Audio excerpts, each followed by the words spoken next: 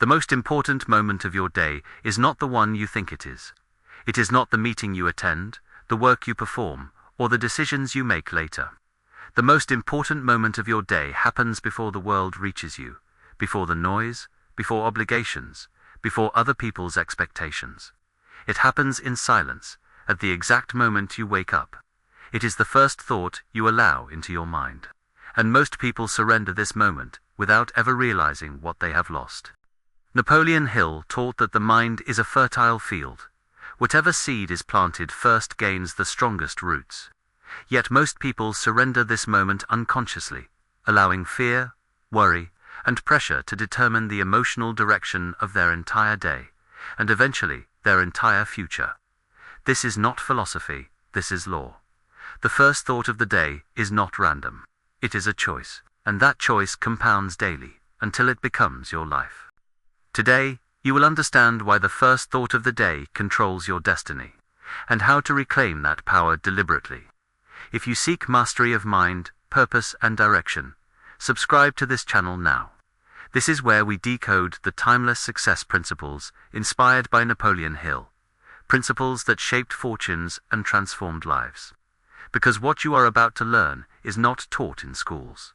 It is not discussed in boardrooms. And it is certainly not shared by those who benefit from your mental chaos.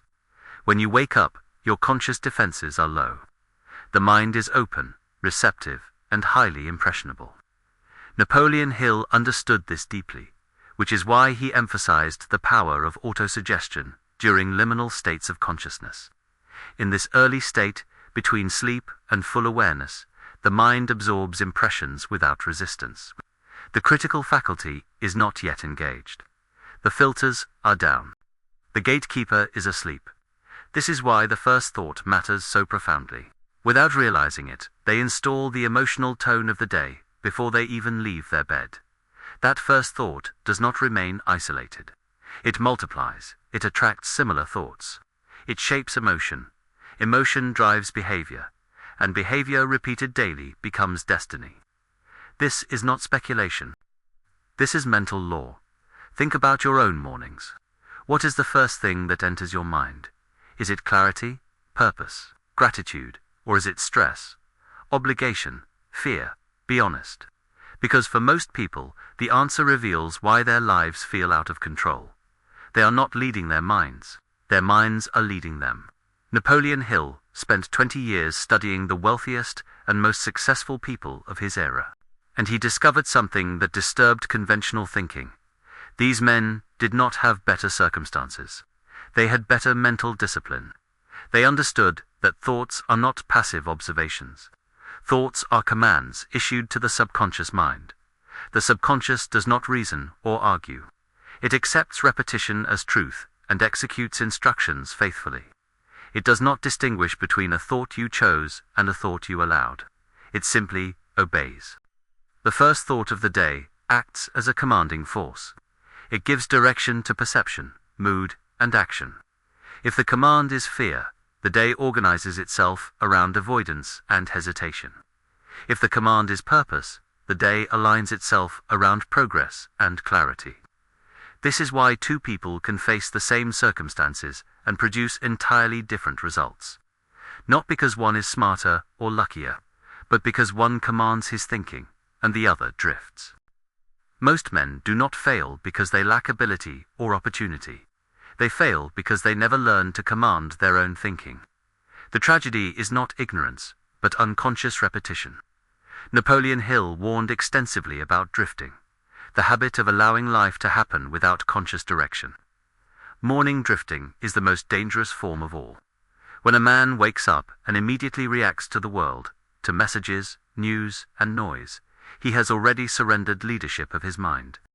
Reaction replaces intention, and when reaction becomes a habit, life becomes a series of responses, instead of a deliberate creation. Consider the modern morning routine. The alarm sounds. Immediately, the hand reaches for the phone. Notifications flood in. Emails, messages, news headlines designed to trigger fear or urgency. Within 60 seconds, the mind is hijacked. The first thought is not yours. It belongs to someone else's agenda. an advertiser, a news organization, a colleague demanding attention. And once hijacked, the day unfolds accordingly. You spend hours reacting, managing crises that are not yours, solving problems that do not serve your purpose. By evening, you are exhausted. Not from meaningful work, but from mental chaos. This is not productivity. This is surrender. Take a moment now and comment where you are watching this video from. I want to see how far this message is reaching, because drifting is global, but so is awakening. Napoleon Hill called this phenomenon mental slavery. Not slavery to another person, but slavery to uncontrolled thought. And the chains are invisible. Most men do not even realize they are imprisoned until they attempt to break free and feel the resistance. The drifting man believes he is thinking, but he is not. He is repeating. Repeating patterns installed by others. Repeating fears inherited from childhood. Repeating limitations accepted without question. True thinking requires intention. And intention requires that the first thought of the day be chosen, not inherited. Napoleon Hill described autosuggestion as the bridge between the conscious and subconscious mind. What you think repeatedly, especially when the mind is relaxed, becomes belief. Belief governs action, and action shapes results. The first law of morning thought is this: the morning seed determines the harvest. The first thought of the day is autosuggestion in its purest form. When a person wakes up thinking that they are behind, tired, trapped, or overwhelmed, the subconscious accepts these thoughts as identity. It begins organizing behavior, perception, and emotion to confirm them. This is not theory. This is observable reality. A man who wakes thinking "I am exhausted" will move through the day exhausted. Not necessarily because his body lacks energy, but because his mind has issued the command. A man who wakes thinking "I am behind" will feel rushed all day, no matter how much he accomplishes, because the subconscious is not tracking tasks. It is obeying the identity installed at dawn. But when a commanding thought is deliberately installed, a different process begins. When you wake up with a clear inner statement of purpose, direction, and expectation, the subconscious reorganizes behavior to align with that identity. This is not motivation. It is mental conditioning. Hill studied Andrew Carnegie extensively. Carnegie was legendary for his morning ritual.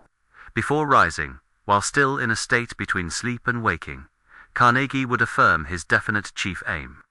He would see himself clearly as the man he intended to become. This was not fantasy. This was programming. Carnegie understood that the mind in its morning state is like wet cement. Whatever impression is made hardens as the day progresses. By the time evening arrives, the cement has set. The pattern is established. Most people allow random impressions to shape this cement. Carnegie chose his impression deliberately, and the result: Carnegie became one of the wealthiest men in history. Not through harder work, but through disciplined thought. If this teaching brings clarity to you, subscribe to the channel. These principles compound when applied consistently. Most people try to change their lives at the level of action. Napoleon Hill taught that this approach never works long term. True change must occur at the level of dominant thought. The second law of morning thought is this: repetition creates identity. If the first thought of the day remains unchanged, behavior will always revert. Discipline collapses, motivation fades, and old patterns return. That is why so many promises made at night are broken in the morning. The first thought overrides the intention of the night before. Real transformation begins at waking consciousness. Hill observed that every successful person he studied had one thing in common. They controlled their dominant thoughts through repetition, not occasional control. Daily, deliberate repetition. This is how identity is constructed. Not through grand gestures, but through small, repeated impressions that accumulate over time. Think of it this way: your current identity is the sum of every first thought you have allowed for the past decade. If you wake up stressed, you become a stressed person. If you wake up defeated, you become a defeated person. But identity is not fixed. It is fluid. And it changes the moment you change the pattern. Thomas Edison understood this principle deeply. Edison was known for his relentless optimism, even in the face of repeated failure. His laboratory burned down, destroying years of work. When asked how he felt, Edison replied that he was grateful.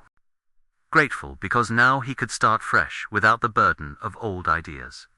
This was not natural temperament. This was trained thought. Edison trained himself to reframe every morning, every setback, every challenge as an opportunity.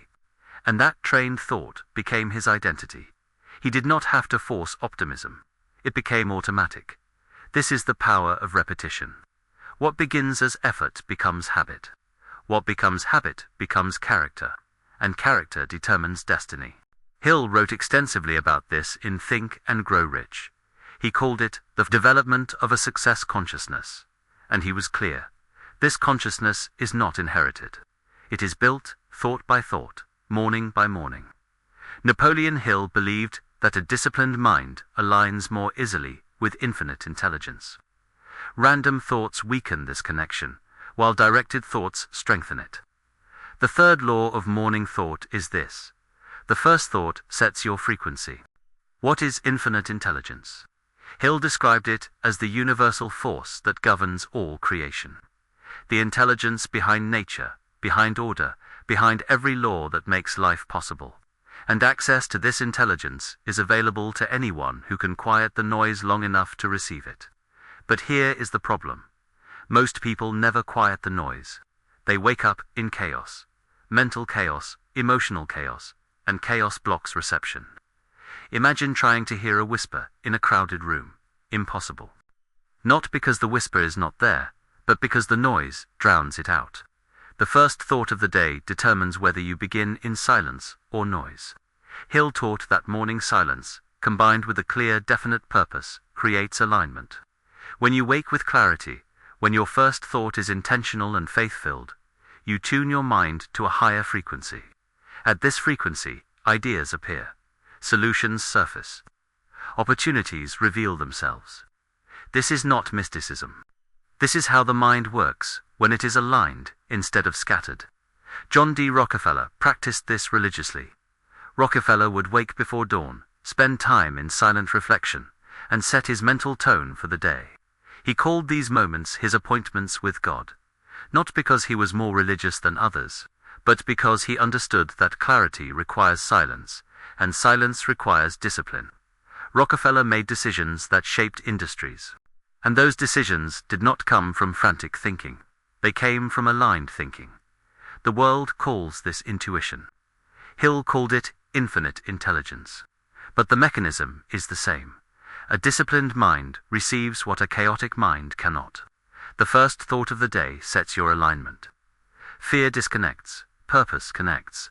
Faith amplifies. When you choose your first thought consciously, you are not merely shaping productivity. You are aligning yourself with higher law. And alignment determines results.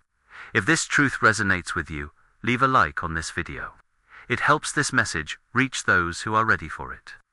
Let us be direct about what you are up against. The world does not want you to control your first thought. There is too much profit in your distraction. Every notification is designed to hijack attention. Every news headline is engineered to trigger emotion. Every platform wants your morning minutes because those minutes determine your mental state, and your mental state determines what you buy, what you believe, and what you accept. This is not conspiracy, this is business. Attention is currency, and the morning mind is the most valuable real estate in the attention economy. When you reach for your phone within seconds of waking, you are not checking messages. You are surrendering command. You are allowing external forces to install the first thought of your day. And those forces do not have your best interest in mind. Napoleon Hill wrote in a time before smartphones, but he warned about the same principle. He called it negative influences. Thoughts, ideas, and suggestions planted by others to serve their agenda, not yours. In Hill's era, these influences came through newspapers, gossip, and negative associations. Today, they come through screens. But the mechanism is identical. The drifting man wakes up and immediately consumes. He consumes news. He consumes opinions. He consumes problems that are not his own. and by the time he finishes consuming, his mind is full. Not with purpose, but with noise. Hill taught that the disciplined mind is a guarded mind. Not closed, but selective. It chooses what enters and when. The morning is sacred. It must be protected. If you want to see how far this message has traveled, comment below where you are watching from. Let others know they are not alone in this battle for mental sovereignty. Here is the truth no one wants to hear. Controlling your first thought will feel uncomfortable at first. The fourth law of morning thought is this: discomfort precedes transformation. Why? Because your current pattern is comfortable. You have repeated it for years. Your mind knows it. Your body expects it. When you attempt to change the first thought of the day, resistance will appear. Not external resistance, internal resistance. You will wake up and feel the pull toward your phone. The urge will be strong, almost compulsive. This is not weakness. This is conditioning. Hill warned that the subconscious mind resists change, even positive change, because it values consistency over growth. The subconscious wants to repeat what it knows, even if what it knows is limiting. So when you begin to install a new first thought, expect resistance, expect doubt, expect the voice that says, "This does not matter. Just check your phone. Just one look." That voice is not truth. That voice is pattern defending itself. Every successful person Hill studied faced this resistance, and every one of them pushed through it. Henry Ford was known for his mental discipline. He would wake early, spend time in silence, and refuse to engage with the world until he had set his mental tone. His colleagues thought he was eccentric. His competitors thought he was wasting time. But Ford understood something they did not. The man who controls his morning controls his mind, and the man who controls his mind controls his circumstances. Ford built an empire not because he worked harder, but because he thought clearer. And clarity began with the first thought of the day. Discomfort is temporary. But if you surrender to comfort, limitation becomes permanent. Choose wisely. Enough theory.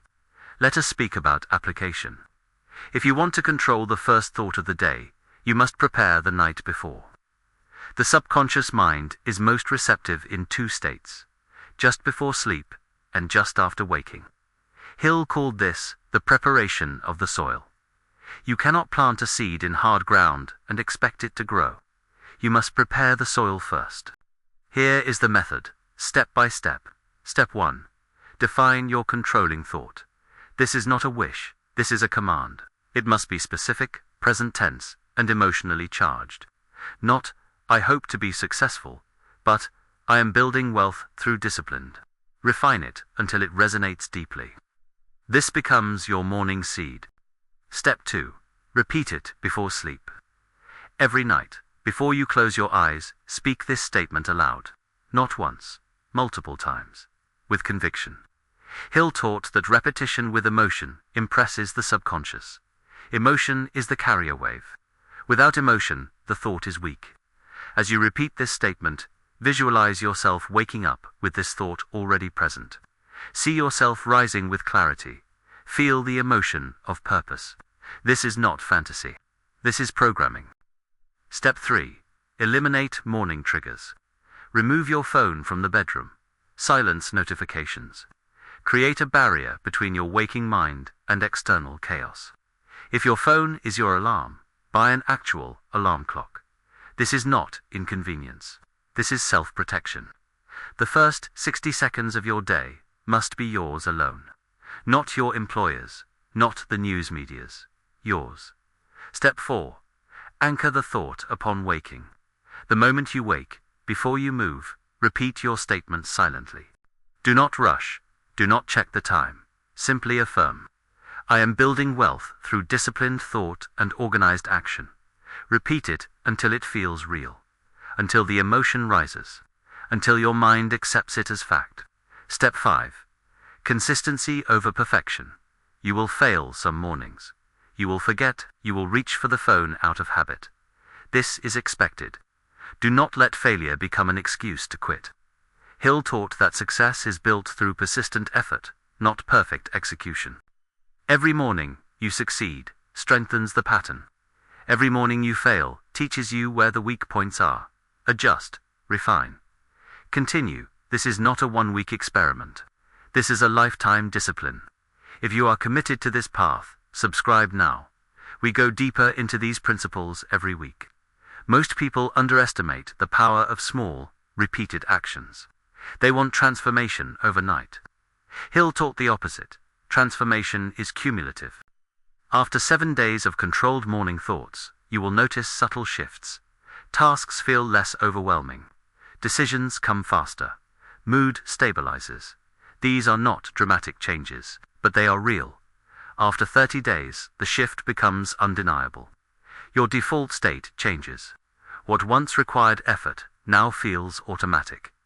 The mind begins to self-correct. You wake up, and the empowering thought appears without force. Your subconscious has accepted the new pattern. This is when the real power begins. After 90 days, your identity shifts. You are no longer the person who drifts. You are the person who commands. And this shift reflects in every area of life. Opportunities appear. Not because the world changed, but because your perception changed. You see possibilities you previously ignored. Relationships improve. Not because others changed, but because you show up differently. Clarity attracts clarity. Purpose attracts purpose. Wealth increases.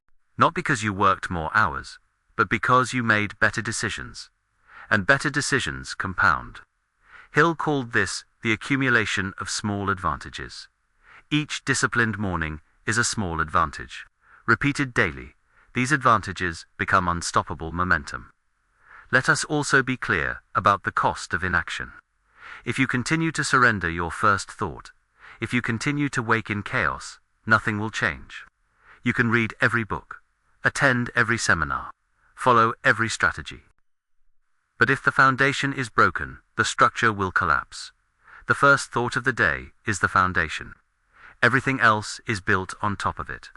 Napoleon Hill studied failures as closely as he studied successes. And he found a pattern. Failed men blame circumstances. Successful men control thoughts. The failed man wakes defeated, and his day confirms defeat. The successful man wakes commanding, and his day confirms command. This is not luck. This is law. If you ignore this principle, you will drift. And drifting men do not build empires. They survive, they endure. But they do not create. The question is not whether you can control your first thought. The question is whether you will. The future is not controlled by luck. It is controlled by habit, and habit begins with thought. The first thought of the day is the steering wheel of your life. If you surrender it, the world will drive you. If you claim it, you choose your direction. You now understand the laws. The first law, the morning seed, determines the harvest. The second law, repetition, creates identity. The third law, the first thought, sets your frequency. The fourth law, discomfort, precedes transformation. These are not suggestions, these are principles. And principles do not negotiate. Affirm this now. Speak it aloud if you can. Let these words impress your subconscious. I command my thoughts. I choose my first thought deliberately. My mind works for me, not against me. Each morning, I plant the seed of my definite purpose. I wake with clarity, faith, and unshakable direction. I do not drift, I do not react. I command, my first thought aligns me with infinite intelligence. I build my future one morning at a time. If this message spoke to you, if it revealed what you have felt but could not name, subscribe to this channel now. More teachings inspired by Napoleon Hill are coming. Principles that shaped fortunes. Principles that still work. Principles that most will never apply because they refuse to discipline their minds. Like this video so this message reaches others who are ready. And comment below where you are watching from. I want to see how far this truth is spreading across the world. Remember this clearly. The man who controls his morning controls his mind. The man who controls his mind controls his future. This is not philosophy, this is law, and your future begins tomorrow morning. Not with what you do, but with what you think. Choose it now.